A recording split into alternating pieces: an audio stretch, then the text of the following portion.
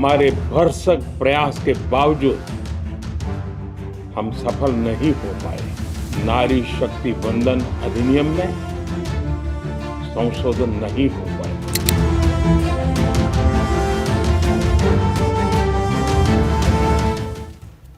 नमस्कार, कैसे हैं आप लोग? मैं उम्मीद करती हूं कि गर्मियों की छुट्टियां जो आपने बिताई हैं वो बहुत अच्छी होंगी।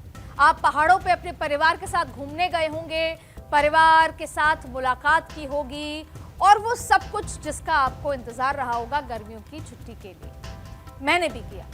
मैं भी अपने परिवार के साथ घूमने गई थी। लेकिन जो नेता नगरी वाले हैं उन्होंने गर्मियों की छुट्टियों में बड़ा काम किया है। काफी बिजी रहे हैं वो और वजह थी कि गर्मी की छुट्टी शुरू होने से पहले जो काम अधूरे रह गए उनको गर्मियों की छुट्टी के बाद पूरा करना। यानी कि पहले बजट सेशन के जो दूसरे हिस्से में जो लड़ाई अधूरी रह गई थी, अब छुट्टियों के बाद यानी मॉनसून सत्र में उस पर नई लड़ाई की अंगड़ाई शुरू हो चुकी है। सरकार तैयार है। जो बजट सत्र में नहीं हुआ वो अब मॉनसून सत्र में होगा। अब आप मुझसे पूछेंगे कि बजट सत्र में क्या नहीं हुआ, तो अब होने जा रहा है जो अधूरा रह गया है, यानी कि महिला आरक्षण बिल का संशोधन, जिसे 2/3 बहुमत से पास होना था पर नहीं हो पाया। लेकिन महिला आरक्षण संशोधन बिल के बैकडोर में एक और चर्चा थी। खासतौर पर विपक्ष ने उसे बड़ा मुद्दा बनाया और वो था परिसीमा, डिलिमिटेशन। तो सवाल ये कि क्या वो इस बार पूरा होकर रहेगा, जिसके लिए नेता नगरी गर्मियों की छुट्टी में व्यस्त रही। खबरें हमने लगातार दिखाई। तो लगता तो यही है जिस तरीके की तैयारी चल रही है। हम 2026 में हैं, आधा साल गुजर गया है। 2027 में 7 राज्यों में चुनाव हैं और 2029 में देश के लोकसभा के चुनाव हैं। देखिए, मैंने कहा कि लगता तो यही है क्योंकि इस बार महिला आरक्षण बिल का संशोधन भी होगा और डीलिमिटेशन भी होके रहेगा, और वो भी डंके की चोट पर। और मैं ये इसलिए कह रही हूं कि इतनी तैयारियां हो रही हैं और आप प्रधानमंत्री मोदी की बात सुनेंगे तो आपको ये समझ आ जाएगा कि मैं इतने पक्के तरीके से आपको ये बात क्यों कह रही हूं। सुनिए। नारी शक्ति के सशक्तिकरण का बीजेपी एनडीए का संकल्प अक्षुण्ण है। कल हमारे पास संख्या बल नहीं था, लेकिन इसका मतलब ये नहीं है कि हम हार गए। हमारा आत्मबल अजेय है। हमारा प्रयास रुकेगा नहीं, हमारा प्रयास थमेगा नहीं। हमारे पास आगे अभी और मौके आएंगे। तो कहते हैं ना, where there is a will there is a way. तो भैया, राजनीति में भी नियत बना ली तो कहते हैं रास्ता भी मिल जाता है। बजट सत्र में बिल 2/3 वोटों की दीवार से टकराया और गिर गया। करीब करीब 2 महीने के भीतर मोदी सरकार ने उन 2/3 बहुमत का जुगाड़ लगा लिया, या यूं कहे कि अपने आप ऐसा परिस्थितियां हुई कि 2/3 बहुमत पास आता नजर आ रहा है। अब आप पूछेंगे कि आखिर सरकार को इतनी जल्दी क्यों है कि 2026 के जुलाई के मॉनसून सत्र में ही महिला आरक्षण बिल और डीलिमिटेशन कराया जाए। तो भैया, वो इसलिए क्योंकि महिला आरक्षण के साथ लोकसभा की सीटें बढ़ने का जो काम होगा, यानी डीलिमिटेशन की जो प्रक्रिया होगी, वो 2029 से पहले उसके लिए सही वक्त है। जब वो डीलिमिटेशन कमीशन बनता है तो लगभग 2 साल 2.5 साल का समय चाहिए होता है जब वो पूरी प्रक्रिया होती है। तो इसीलिए ये सही समय है। अगर अभी पारित होगा तब जाके 2029 से पहले वो लागू हो पाएगा, क्योंकि परिसीमन यानी डीलिमिटेशन के लिए जो आयोग बनेगा उसे अपना काम पूरा करने के लिए 1.5 से 2 साल तक का समय लगता है। मतलब उम्मीद को अंजाम तक पहुंचाना है और परिसीमन के सपने को परवान चढ़ाना है, और वो भी 2029 से पहले। और 2029 से पहले ही क्यों? मैं आपको वो भी बताऊंगी। लेकिन सबसे पहले आपको समझना चाहिए कि परिसीमन है क्या और क्यों होता है, क्यों जरूरी है और इस पे इतनी चर्चा क्यों हो रही है। दरअसल ये वही प्रक्रिया है जो जनसंख्या बढ़ने या घटने पर यह पक्का करता है कि सांसद या विधायक लगभग बराबर संख्या में मतदाताओं का प्रतिनिधित्व करें और साथ ही वन वोट वन वैल्यू के लोकतांत्रिक सिद्धांत को बनाए रखने के लिए परिसीमन किया जाता है।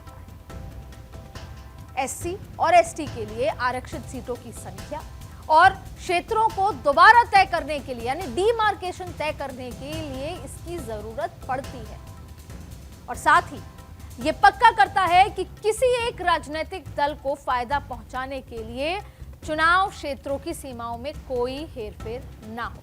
अब परिसीमन विधेयक 2026 के मुताबिक अगर डीलिमिटेशन होता है तो लोकसभा में सीटों की संख्या 543 से बढ़कर 816 हो जाए और उसमें 33% महिलाओं को रिजर्व कर दिया जाएगा, यानी महिलाओं के आरक्षित होंगी वो सीटें, जो कि जिसकी संख्या होगी या हिस्सेदारी होगी 273 सीट्स। जब 816 की पूरी लोकसभा हो जाएगी तो 273 सीट्स पर महिलाएं आपको नजर आएंगी। लेकिन इस गणित में कैच है। अभी साल चल रहा है 2026 का और परिसीमन में जो जनसंख्या और जनप्रतिनिधि का अनुपात होता है वो लिया जाना है जनगणना जो कि 2011 में हुई है, क्योंकि उसके बाद से कोई जनगणना नहीं हुई या उसके कोई आंकड़े सामने नहीं आए। तो अब जब आपको इस मॉनसून सत्र में विपक्ष का शोर सुनाई देगा तो सिर्फ डिलिमिटेशन पर नहीं होगा, लेकिन विपक्ष कहेगा कि जनगणना के बाद परिसीमन होना चाहिए, यानी ताजा जनगणना की जाए, जैसे विपक्ष ने गर्मियों की छुट्टियों से पहले कहा था बजट सत्र में कि जनगणना 2026 में हो और अगर महिला आरक्षण करना है तो 543 सीट पे कर दिया जाए। तो ऐसी कई चर्चाएं हुई थी जो आपको अब फिर सुनाई देने वाली। अब 2011 और 2026 के बीच आबादी का आंकड़ा बेशक बदला होगा, जनगणना भी चल रही है, लेकिन जिस रफ्तार से परिसीमन की रणनीति तैयार हो रही है, अब हिसाब से 2011 की जनगणना का जो आंकड़ा है उसका ही इस्तेमाल किया जाना है, जो कि बिल में भी लिखा था कि लेटेस्ट जनगणना जो अब तक आई है उसके आधार पर किया जाएगा। तो क्या इसका मतलब ये हुआ कि 2011 और 2027 का आंकड़ों के फेर में डिलिमिटेशन की प्रक्रिया एक बार फिर डीरेल हो जाएगी? तो जवाब है नहीं, ऐसा लगता नहीं है इस बार। और इस पेच में ही बीजेपी का वो मास्टर स्ट्रोक छिपा है जो विपक्ष को बिखेर भी सकता है और बीजेपी के लिए लोकसभा में नए साथियों की सौगात भी दे सकता है। और वो क्या है तो वो समझते हैं। दरअसल देखिए, इसको बेहतर तरीके से समझने की जरूरत है कि दक्षिण के राज्यों का जो डर है वो क्या है, और उसी वजह से ये तमाम बातें आपको संसद में हंगामे के तौर पर सुनने को मिलती है। और वो ये कि दक्षिण के राज्यों का डर है कि अगर आबादी के आधार पर डिलिमिटेशन हुआ तो उन राज्यों को नुकसान होगा, क्योंकि उन्होंने अपने राज्य में बर्थ कंट्रोल किया है और इसीलिए दक्षिण के राज्यों की सीटें लोकसभा में कम हो जाएंगी, यानी कि उनकी पावर लोकसभा में रिप्रेजेंटेशन घट जाएगा। यानी साफ कि सरकार दक्षिण की पार्टियों को समझाएगी कि अगर आप ताजा जनगणना को आधार बनाएंगे तो परिसीमन के बाद नुकसान दक्षिण भारत का और दक्षिण भारत के राज्यों का होगा, क्योंकि सीटें घट जाएंगी। तो यहां पर बीजेपी डीएमके जैसे दलों को यह समझाकर अपने साथ ला सकती हैं कि जो फॉर्मूला आपको याद होगा, उनका फॉर्मूला कि सभी राज्यों में 50% सीटें बढ़ना इस बिल में कहा भी गया था और उसमें तमिलनाडु को भी फायदा है और तमाम जो दक्षिण के राज्य हैं उसको फायदा होगा। आबादी के अगर लेटेस्ट जनगणना के लिहाज से होगा तो नुकसान होगा और 50% अगर सभी राज्यों की बढ़ा दी जाए तो अनुपात सेम रहेगा जो पहले था, जबकि विपक्ष का जनगणना वाला गणित दक्षिण की ताकत को कम करेगा और इसका फायदा सरकार को मिल सकता है, क्योंकि अप्रैल में इस पर चर्चा के दौरान ही जब दक्षिण के राज्यों ने डर जताया कि सरकार 50% सीटें बढ़ाने की जो बात कर रही है उसका जिक्र बिल के अंदर मौजूद नहीं है, और तभी गृह मंत्री अमित शाह ने दो टूक कहा था कि आप 2 घंटे का समय दीजिए। और मैं उस समय पार्लियामेंट में हाउस में मौजूद थी। अमित शाह ने कहा कि आप 2 घंटे का वक्त दीजिए, मैं तुरंत इस प्रस्ताव की कॉपी में जोड़कर लेकर आता हूं। यानी साफ है कि अगर दक्षिण की पार्टियों का जो डर है उसे दूर कर दिया जाए तो फिर बिल के रास्ते की दीवार भी गिर जाएगी और विपक्ष की अगुवाई कर रही कांग्रेस की मुहिम कमजोर पड़ जाएगी। और वो आंकड़े जो नरेंद्र मोदी ने कहा कि कम पड़े थे पर मंसूबे नहीं कमजोर हुए, वो यहां पर पूरा होता नजर आ रहा है अगर डीएमके के 22 सांसद सपोर्ट कर दें। मतलब साफ है कि स्टैलिन की डीएमके जैसी पार्टियां जो पहले ही कांग्रेस के साथ दूर जाती दिख रही हैं चुनाव के बाद, अब मॉनसून सत्र में एनडीए का साथ निभा सकती है। और इस बार जब महिला आरक्षण से पहले परिसीमन के मुद्दे पर बीजेपी संसद में मॉनसून सत्र में प्रवेश करेगी तो हालात पहले से बहुत अलग होने वाले हैं। आंकड़ों के लिहाज से अप्रैल में जो वोटिंग के दौरान लोकसभा में 528 सांसद मौजूद थे, इसके 2/3 के हिसाब से बिल को पास कराने के लिए 352 वोट होने चाहिए थे। जब वोटिंग हुई तो बिल के समर्थन में 298 वोट और विरोध में 230 वोट पड़े थे, याद होगा आपको। और इससे संविधान का 131वां संशोधन विधेयक 54 वोट से गिर गया था। यानी महिला आरक्षण बिल जिसमें डिलिमिटेशन भी क्लॉज था वो पारित नहीं हो पाया था।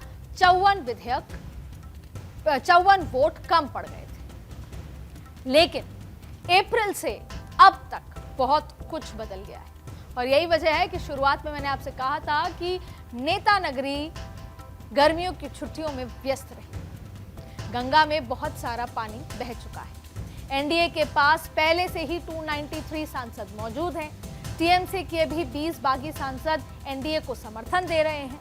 शिवसेना यूबीटी के 6 सांसद भी एनडीए की तरफ मुड़ चुके हैं। यानी एनडीए का नया आंकड़ा 319 ऑलरेडी हो चुका है।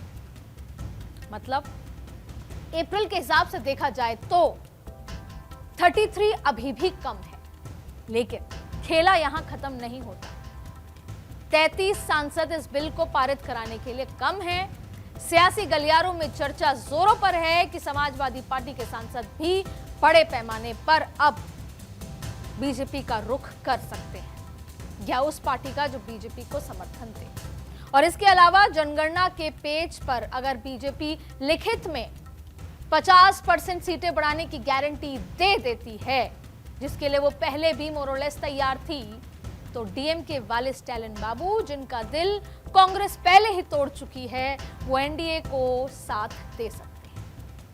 और बची जेएमएम जैसी छोटी पार्टियों की बात, तो वो अगर वोटिंग के वक्त सदन में गैर हाजिर हो जाती हैं तो भी संख्या बल का गणित बदल जाएगा आसानी से। फिर बात राज्यसभा पर आएगी, जहां 2/3 बहुमत से एनडीए 15 सीटें पीछे है। तो देखिए सीधा फॉर्मूला है, अगर लोकसभा में 53 सीटों को मैनेज किया जा सकता है तो राज्यसभा की 15 सीटें भी मैनेज की जा सकती हैं, क्योंकि मैंने कहा where there is a will there is a way. अब सियासत के इस गणित को आपने समझ लिया, लेकिन सवाल आपके मन में भी होगा ना कि परिसीमन चाहिए क्यों, और क्यों परिसीमन पे जो लड़ाई चल रही है उसके पीछे सच क्या है, होना चाहिए या नहीं होना चाहिए। तो देखिए ये बातें सुनने में बहुत अच्छी लगती हैं कि सांसद पर बोझ ना बढ़े, आबादी के हिसाब से प्रतिनिधि हो, वो सब तो ठीक है, लेकिन राजनीति के खेल में सिर्फ जो दिखता है वही होता है ऐसा नहीं। राजनीति में जो दिखता है उसके इतर एक तस्वीर होती है, लेकिन राजनीति के खेल सिर्फ खूबसूरत ख्वाबों के बीच नहीं खेले जाते, बल्कि इस खेल से जुड़ी होती है वो नीति जो आपको सत्ता पर बनाए रखती है। सियासत इस बात को अच्छे से समझती है।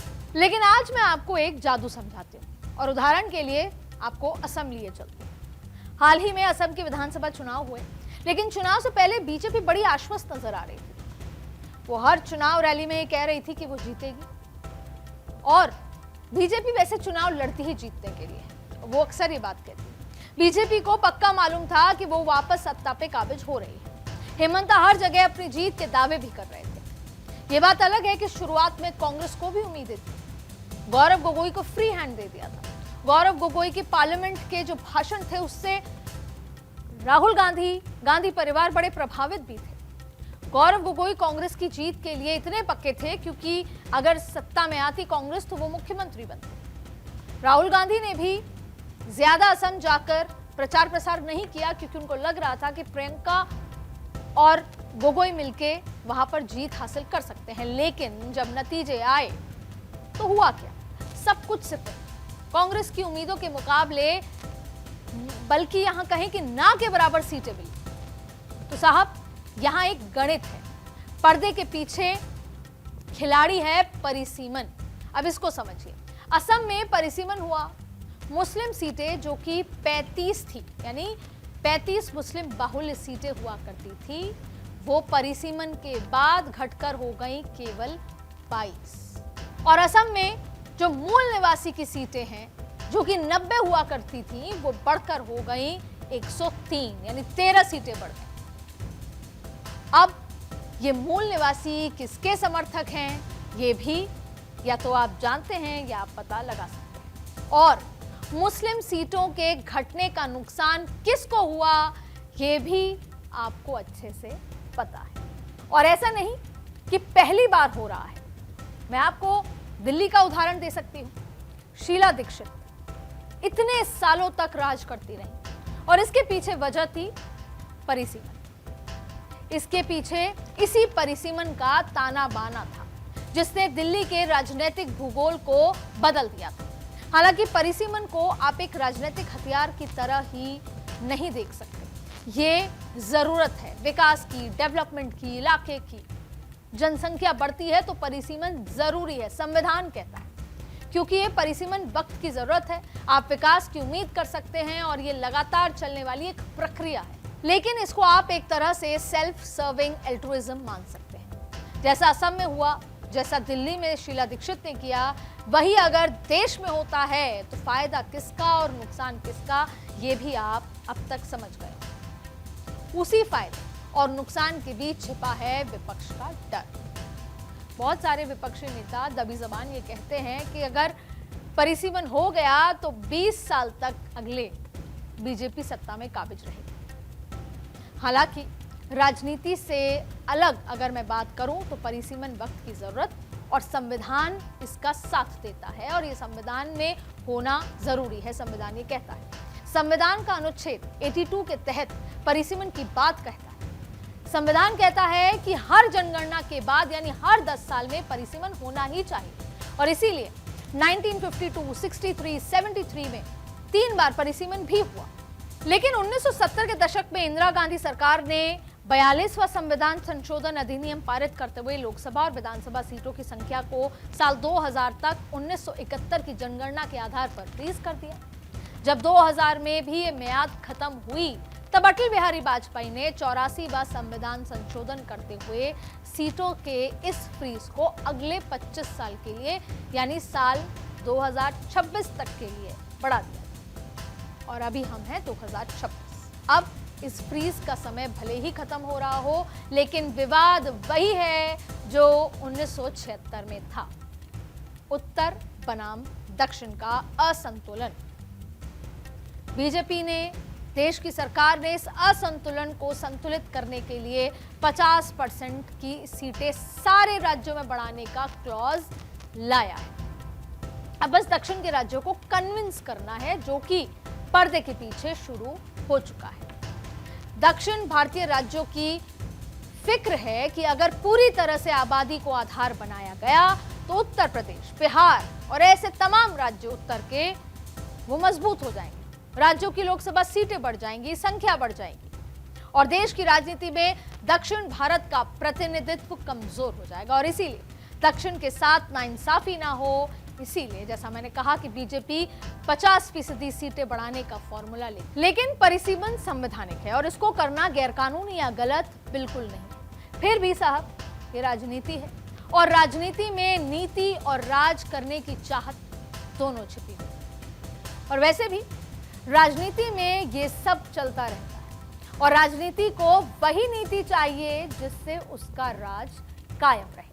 बाकी इंतजार अब मॉनसून सत्र का है, जब लोकतंत्र के मंदिर में फिर एक बार सब आमने सामने हों, मुलाकातें होंगी और आप इन मुलाकातों में बयानों की बौछार और तकरारों की मूसलाधार बारिश के लिए भी तैयार रहिएगा। फिलहाल आज के पॉलिटिकल कॉरिडोर में बस इतना ही। देश दुनिया की बाकी खबरों के लिए देखते रहिए भारत।